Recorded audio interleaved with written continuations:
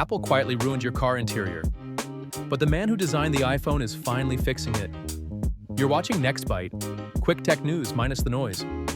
Automakers have been gluing giant iPad screens to dashboards for a decade. Legendary Apple designer Jony Ive just built a brand new electric supercar for Ferrari, and it rejects touchscreens completely.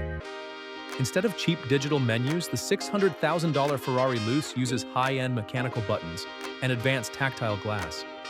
When asked if Steve Jobs would like it, Ive refused to speculate. Here is the unexpected twist. The mythical Apple car basically exists now inside a Ferrari. While luxury tech is going back to tactile buttons, the global workforce is facing a massive, irreversible wipeout. Vladimir Putin just warned that entire professions are about to go extinct because of AI, and he calls the process inevitable. Which leaves one terrifying question. Is your job safe from this sudden automation wave? We are breaking down the exact list of safe professions in our next drop, so stay close.